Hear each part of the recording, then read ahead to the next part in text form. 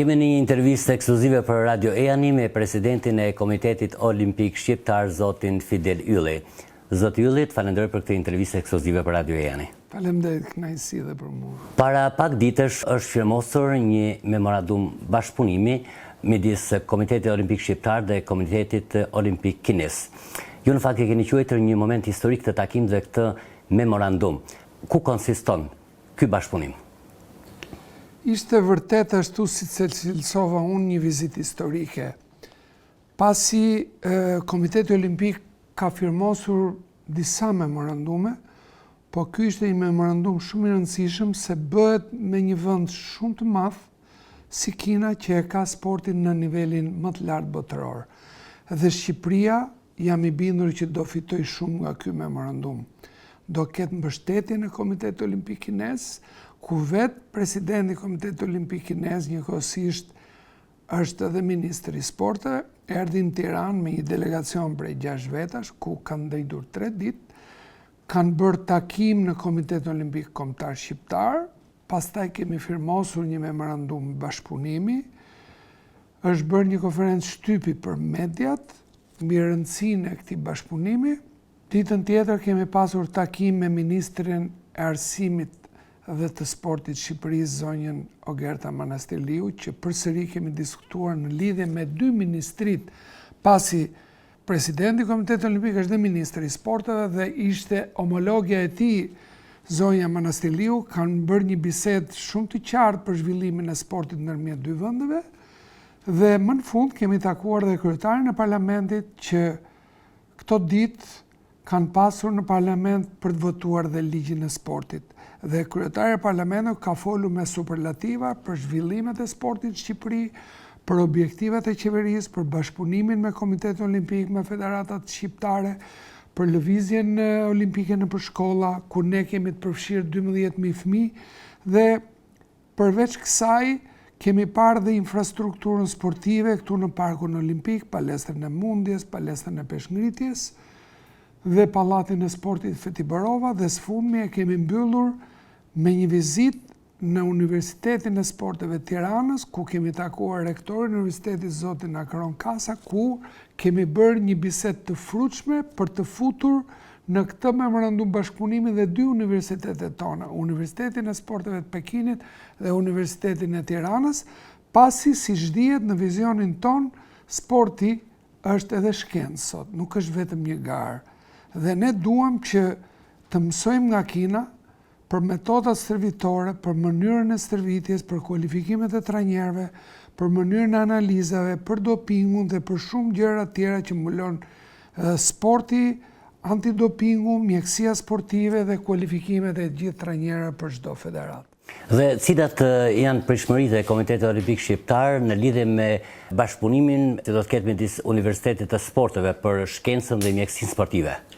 Unë kam bërë një vizitë përpara 2 javësh në Pekin, kam qenë edhe në Komitetin Olimpik Kines, për fat keq atë ditë presidenti nuk ndodhesh atje, se ishte një vizitë e paparashikuar, e kërkuar nga Komiteti Olimpik Kombëtar Shqiptar. Mua më priti zvendës presidenti, që është dhe zvendës ministër i sporteve, dhe presidenti më mori në telefon dhe tha: "Zoti president, kërkoj ndjesë, unë nuk jam në Pekin, por për brenda 2 javësh mendoj që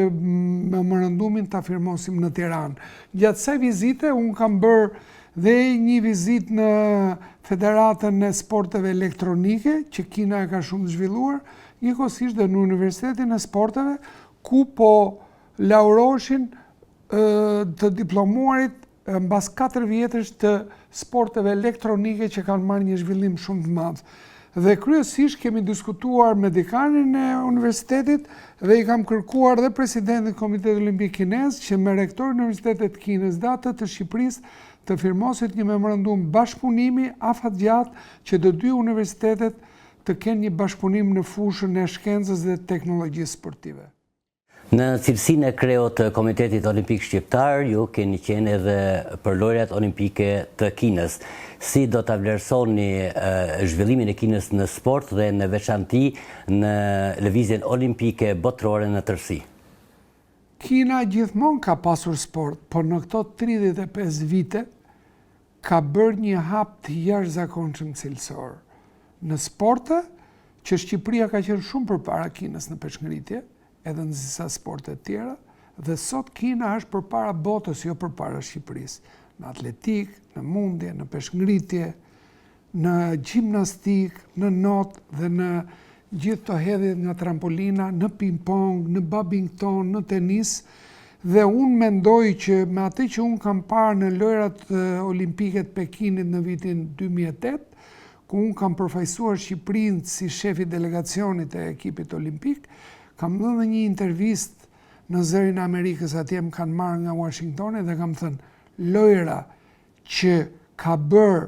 qeveria kineze, Komiteti Olimpik Kinez, në bashkëpunim me Komitetin Olimpik Ndërkombëtar, në zorë se mund përsëritet më në historinë e sportit botror. Kanë qenë lojra të manitshme, qoftë për sa i përket securitisë, qoftë infrastrukturës sportive, pallateve të sportit, të gjithë impianteve, ushqimit dhe dashërmirësia kineze për ekipin olimpik ka qenë e jashtëzakonshme. Unë 1 muaj e gjysmë kam qëndruar në Pekin, kam qenë dhe 2 herë të tjera para lojrave dhe shikonte që Pekini ndryshonte nga dita në ditë dhe në momentin e lojrave ne po thoshim si do bëhen këto lojra kur këtu ka një smog që 100 metra larg nuk e shikoje godinën. Dhe shikoje dhe i ditën që u hapën lojrat, qielli u bë blu. Kjo është Kina. Ky është Komiteti Olimpik Kinez, kjo është qeveria kineze që unë dua ta falenderoj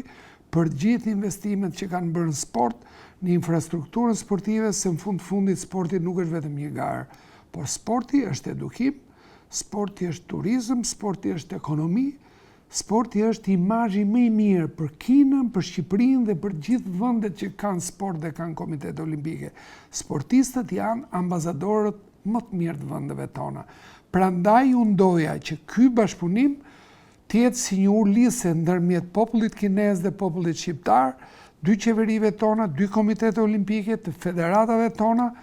që historia jonë me Kinën është histori e pandalshme, pavarësisht uljeve dhe ngritjeve që kanë politikat, por ne mendojmë që bashkërisht do të bëjmë një hap cilësor përpara që ta zhvillojmë sportin dhe popujt tanë të vazhdojnë dhe të kenë atë misi që kanë pasur ndër vite. Dhe ne jemi mirënjohës me Kinën që treguan ngdheshmëri në një kohë shumë të shkurtër të vi ministri i sporteve, presidenti i Komitetit Olimpik me delegacion serioz, që mendoj kemi bërë maksimumin për t'i pritur me ngrohtësi, me dashuri dhe për t'i dhënë gjithë atë dashurinë dhe mikpritjen shqiptare. Unë ju falenderoj për këtë intervistë, ju të keni suksese dhe mbarësi në punën tuaj në krye të Komitetit Olimpik Shqiptar, por edhe në këtë bashkëpunim pra me Komitetin Olimpik të Kinës. Faleminderit dhe për ju.